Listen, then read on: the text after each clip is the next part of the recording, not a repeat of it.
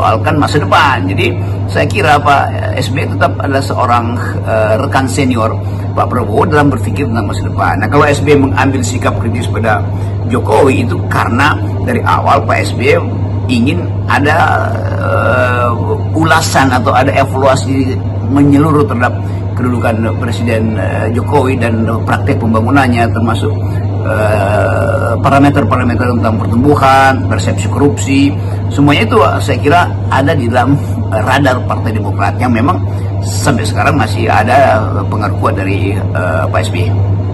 Beberapa waktu yang lalu Pak SBY juga kelihatannya ini menyindir Pak Jokowi ya, ketika dia menyatakan setelah mundur sebagai Ketua Umum Partai Demokrat itu Pak SBY itu tidak pernah datang lagi ke kantor Partai Demokrat dan menyerahkan sepenuhnya kepada HY semua urusan partai. Jadi dia juga tidak pernah cawe-cawe lagi.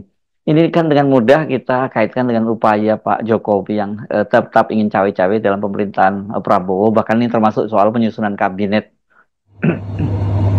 Ya sangat biasa bila Partai Demokrat mengajukan AHY sebagai prototip dari pemimpin masa depan.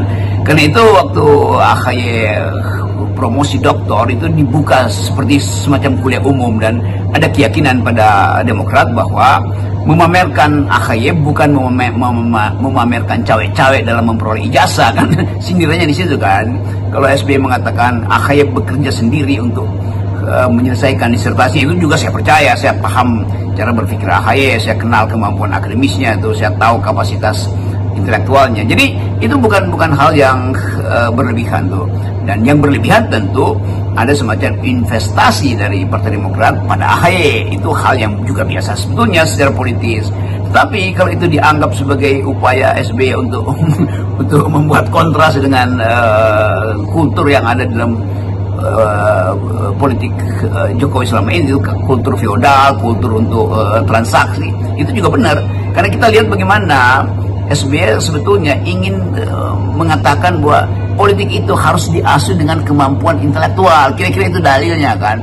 Karena Indonesia akan berhadapan dengan berbagai macam kritik tentang lingkungan, kritik tentang diplomasi, kritik tentang hak asasi manusia, kritik tentang poin atau peran Indonesia di dalam politik dan security global ke depan, dan itu semua pasti diinvestasikan melalui AHY. Jadi AHY memang dipersiapkan untuk bertanding, berkompetisi secara fair lagi di 2029. Nah tentu kita lihat bahwa siapa yang akan berkompetisi di 2029, ya pasti Gibran akan ada di situ. Ya maksudnya secara normatif ada di situ, kecuali secara deskriptif Gibran dibatalkan kedudukan dia sebagai wakil presiden setelah pemerintahan ini diresmikan tanggal 20 Oktober. Jadi persiapan Demokrat memang terlihat dari awal, itu mempersiapkan kader dengan kapasitas intelektual, kapasitas etis, itu yang kita inginkan tuh.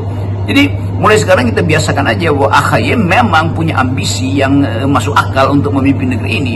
Karena itu kompetitornya juga mesti ada di dalam tema yang sama. Kita periksa intelektualitas AHY, kita periksa intelektualitas siapa Gibran yang pasti akan juga masuk dalam kompetisi 2009. Kita periksa intelektualitas siapa lagi itu AHY atau orang-orang baru ya.